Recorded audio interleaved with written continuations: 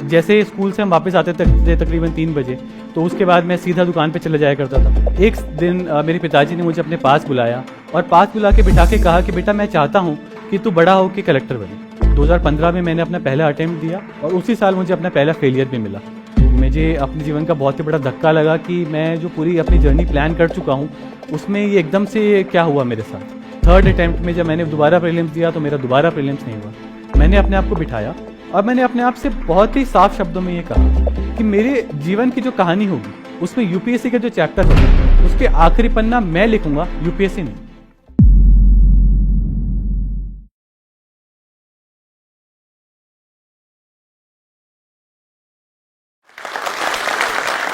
नमस्कार, मेरा नाम शुभम गुप्ता है। वही शुभम गुप्ता जिसने इस साल यूपीएससी सिविल सर्विस एग्जाम में ऑल इंडिया रैंक 6 हासिल की है। आज मेरे लिए बोलना काफ़ी आसान हो सकता है कि मैंने ऑल इंडिया रैंक 6 हासिल की है, लेकिन अगर हम कुछ साल पीछे जाएं तो हमें ये देखने मिलेगा कि मेरी ज़िंदगी में एक नहीं, दो नहीं, काफ़ी फेलियर्स हैं। और इन्हीं फेलियर्स की कहानी आज मैं आपके सामने लेके आया हूँ, जिसके कारण मैं आज आप सबके सामने इस तरह से खड़ा हूँ। जयपुर का रहने वाला मैं एक मिडिल क्लास फैमिली से बिलोंग करता हूँ। घर में माता पिता के अलावा मेरे भाई बहन हैं। पिताजी का एक बहुत ही छोटा सा कारोबार हुआ करता था, जिसके सिलसिले में उन्हें बहुत सारे अधिकारियों से मिलना पड़ता था और बातचीत करनी पड़ती थी। इसी दौरान एक दिन मेरे पिताजी ने मुझे अपने पास बुलाया और पास बुला के बिठा के कहा कि बेटा मैं चाहता हूँ कि तू बड़ा हो के कलेक्टर बने। मुझे नहीं पता कि मेरे पिताजी के दिमाग में क्या चल रहा था या उन्होंने क्या सोच के मुझे ये कहा। ना ही मुझे ये पता था कि कलेक्टर होता क्या है या कलेक्टर बनते कैसे हैं। बट ये कह सकते हैं कि कहीं ना कहीं वो बात मेरे जहन में बैठ गई थी और कहीं ना कहीं वही बात मेरे जीवन का उद्देश्य बन गई थी, मेरे जीवन का सपना बन गई थी। तो ये कहना गलत नहीं होगा कि शायद मेरी यूपीएससी की जो जर्नी शुरुआत हुई वो उसी दिन से हुई। लेकिन उस जर्नी के दौरान एक समय ऐसा आया जब हमारे परिवार की आर्थिक स्थिति थोड़ी कमज़ोर हुई और उसी के कारण हमें जयपुर छोड़ के महाराष्ट्र के एक छोटे से गांव धानू रोड में शिफ्ट होना पड़ा, जहां मेरे पिताजी ने एक जूते की एक छोटी सी दुकान खोली और हमारा जीवन शुरू हुआ। लेकिन उस दौरान, उस समय जब मैं 8वीं कक्षा में था, तो ये स्थिति हुई कि मुझे अपनी ज़िंदगी की सबसे दो बड़ी चुनौतियों का सामना करना पड़ा। एक चुनौती थी मेरी शिक्षा से रिलेटेड और दूसरी चुनौती थी व्यापार और मेरे घर की आर्थिक स्थिति से रिलेटेड। उस समय शिक्षा से रिलेटेड ये प्रॉब्लम हुई कि जहाँ हम रह रहे थे, क्योंकि हम थोड़ा लेट गए, तो अगर धानू में हम किसी स्कूल में एडमिशन लेते तो हमें मराठी पढ़ना आवश्यक था। लेकिन क्योंकि हम मराठी में फ्लुएंट नहीं थे तो हम मराठी स्कूल में नहीं पढ़ सकते थे। तो हमने ये डिसाइड किया कि धानू रोड से तकरीबन 80 किलोमीटर दूर एक दूसरा शहर है गुजरात में, वापी। वहाँ पे एक स्कूल था जहाँ पे ना मराठी ना गुजराती पढ़ना ज़रूरी था। तो मैंने और मेरी बहन ने उस स्कूल में एडमिशन लिया और हम ट्रेन के माध्यम से डेली ट्रैवल करते थे धानू से वापी के लिए, जिसमें हमें तकरीबन 1 से 1.5 घंटे का समय लगता था। तो होता ये था कि हम सुबह 4:30 से 5 बजे उठते थे, 6 बजे की हम ट्रेन पकड़ते थे और तकरीबन 7:30 बजे हम वापस पहुंचते थे। स्कूल ख़त्म करके हम 1:30 बजे वापस ट्रेन पकड़ते थे धानू के लिए और 3 बजे तकरीबन हम धानू पहुंचते थे। लेकिन इसी दौरान मेरे पिताजी को ये भी बात समझ में आई, क्योंकि जिस स्थिति को हम इम्प्रूव करने की कोशिश कर रहे हैं वो शायद एक दुकान से नहीं हो पाएगी, तो हमें और थोड़ी मेहनत करनी पड़ेगी, परिवार को मिलकर मेहनत करनी पड़ेगी। तो उस दौरान फिर उन्होंने वापी में एक और जूते की दुकान खोली। लेकिन क्योंकि दोनों दुकानों के बीच में, दोनों शहरों के बीच में डिस्टेंस बहुत ज़्यादा था, तकरीबन 80 किलोमीटर का था, तो वो दोनों दुकानें अकेले नहीं संभाल सकते थे। तो ये डिसाइड हुआ, क्योंकि मेरा भाई भी बाहर आईआईटी की तैयारी कर रहा था, कि परिवार की स्थिति को समझते हुए, परिवार की आर्थिक ज़रूरत को समझते हुए मैंने ये डिसाइड किया कि जो धानों की दुकान है वो मैं संभालूंगा। मैं अपना इस तरह से कंट्रीब्यूट करूंगा परिवार की प्रोग्रेस के लिए। तो जैसे स्कूल से हम वापस आते थे तकरीबन 3 बजे, तो उसके बाद मैं सीधा दुकान पे चला जाया करता था।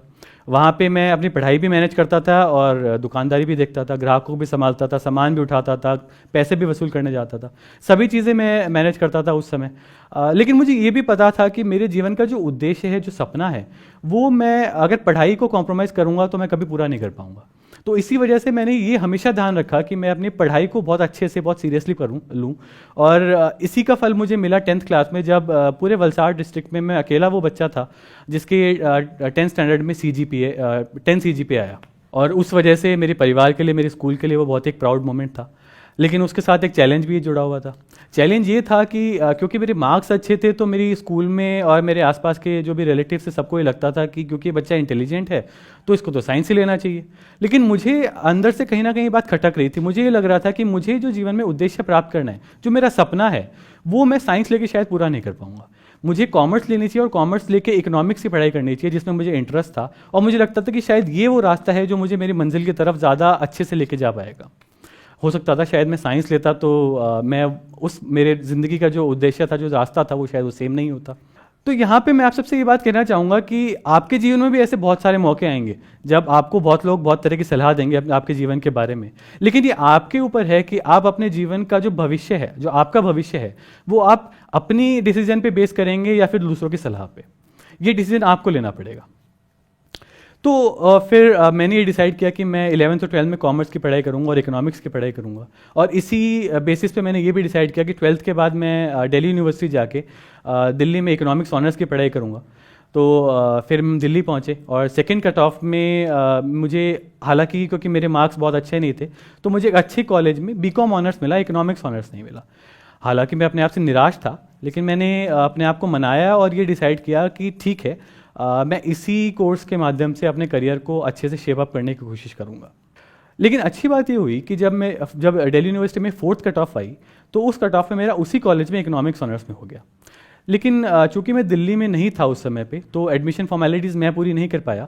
तो मेरे जो बड़े भाई थे वो दिल्ली पहुंचे, उस कॉलेज में पहुंचे, और एडमिनिस्ट्रेशन से जब उन्होंने बात की तो एडमिनिस्ट्रेशन ने उन्हें ये कहा कि आप परेशान ना होइए, आपके भाई अभी नहीं है, लेकिन जब आपके भाई दिल्ली आएंगे कॉलेज स्टार्ट होने के दौरान, तब हम उन्हें एडमिशन दे देंगे, क्योंकि उनके मार्क्स उतने हैं जितने इस कोर्स में एडमिशन लेने के लिए होने चाहिए।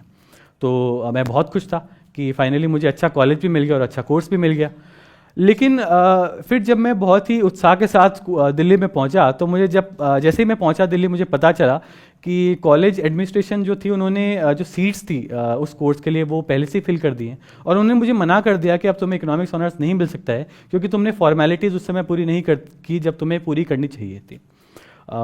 मुझे अपने जीवन का बहुत ही बड़ा धक्का लगा कि मैं जो पूरी अपनी जर्नी प्लान कर चुका हूँ, उसमें ये एकदम से क्या हुआ मेरे साथ।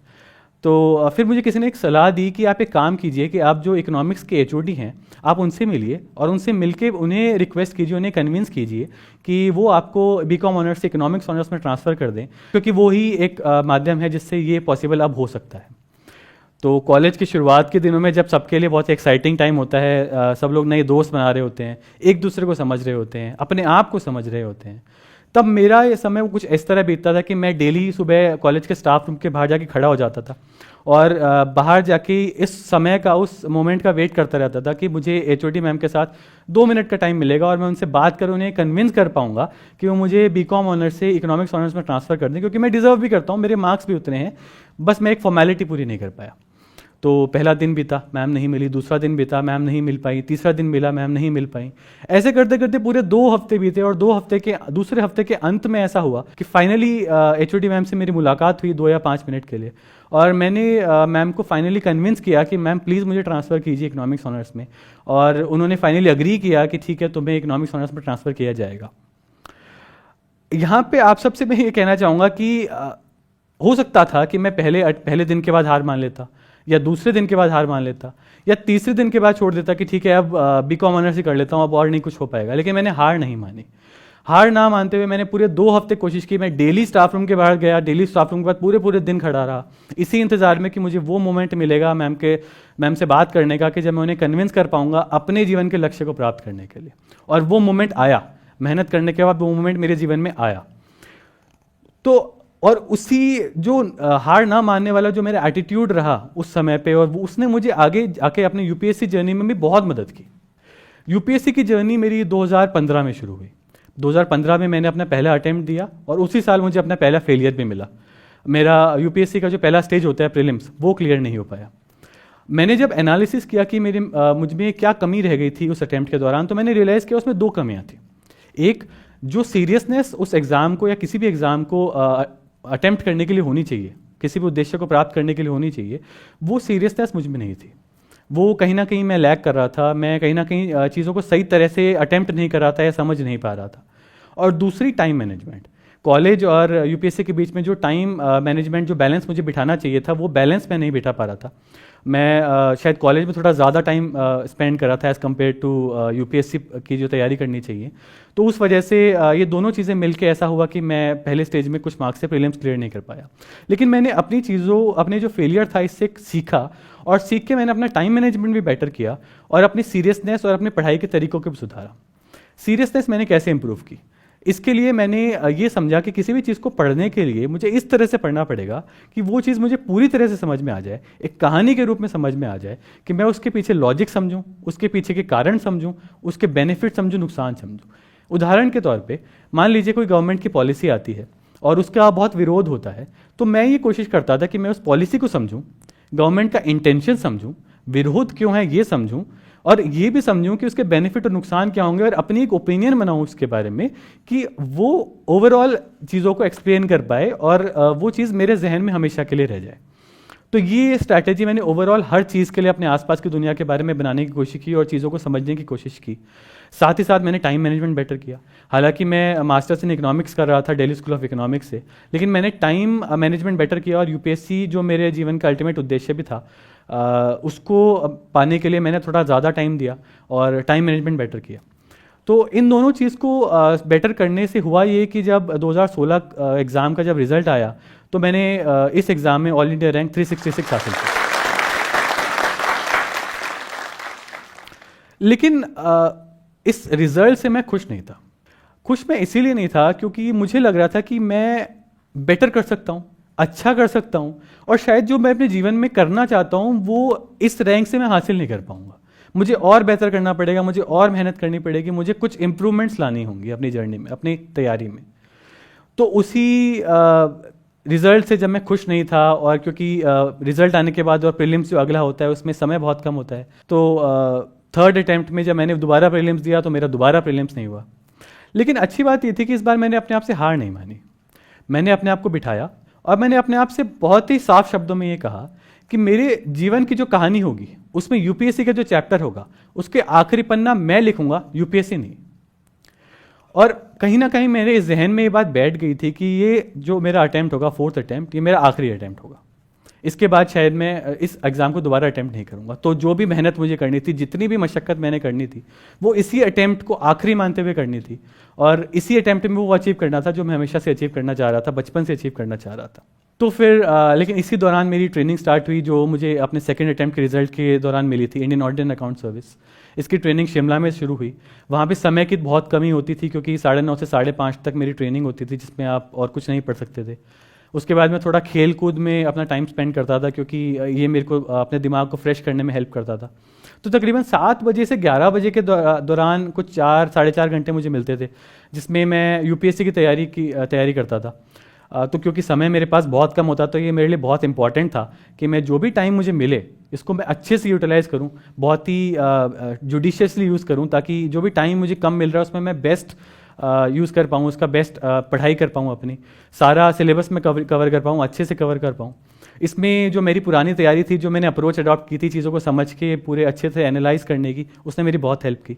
बहुत सारे इश्यूज़ होते थे जो मुझे एक बार पढ़ के समझ आ जाते थे, मुझे बार बार रिवाइज़ नहीं करना पड़ता था। प्रैक्टिस ने मेरी बहुत हेल्प करी जो मैंने पिछली बार की थी। टाइम मैनेजमेंट मैंने जो बेटर करने के सीखा अपने फेलियर्स से, उसने मुझे बहुत हेल्प करी। ओवरऑल जो मेरी स्ट्रैटेजी रही वो time management and the seriousness which दोनों जो मैं लाया अपनी तैयारी में, वो ओवरऑल मेरे लिए बहुत ही अच्छी साबित हुई, और मैंने प्रीलिम्स भी क्लियर किया और मेंस भी क्लियर किया। और फाइनली वो स्टेज आई जब मुझे इंटरव्यू देना था। ये स्टेज इंपॉर्टेंट इसलिए थी क्योंकि लास्ट टाइम जब मेरा रिजल्ट आया था तो उसमें मुझे ये पता चला कि मेरे मेंस के स्कोर तो बहुत अच्छा था, बट मेरा इंटरव्यू का स्कोर बहुत ही ख़राब था। मेरे मात्र 124 नंबर आए थे उस अटैम्प्ट में, जो कि बहुत ही कम होते हैं। तो इस बार मुझे पता था कि चूंकि मुझे दोबारा मौका मिला है इंटरव्यू देने का, तो मुझे इस अटैम्प्ट को इस तरह से देना है कि जो मेरा सबसे कम स्कोर था वो मेरे सबसे ज़्यादा नंबर आने में मेरी हेल्प करे, और मेरे जो रिज़ल्ट है उसको एकदम से बदल दे। तो मैंने ये डिसाइड किया कि मैं बहुत मेहनत करके बहुत ज़्यादा सीरियसली इस इंटरव्यू को लूँगा। बहुत ज़्यादा जो पढ़ाई करनी चाहिए, जो मैं शायद लास्ट टाइम नहीं कर पाया था, वो मैं इस बार करूँगा। और ओवरऑल मैं ये मेहनत करूँगा कि जब मैं इंटरव्यू देने जाऊँ, जब मैं बोर्ड के सामने बैठा हूँ, तो उन्हें मेरा डर नहीं, उन्हें मेरा कॉन्फिडेंस दिखाई दे, उन्हें मेरी पर्सनैलिटी दिखाई दे, उन्हें वो सच दिखाई दे जो मेरी आंखों में होना चाहिए, जो मेरी आंखों में है और जो मेरे दिल में है।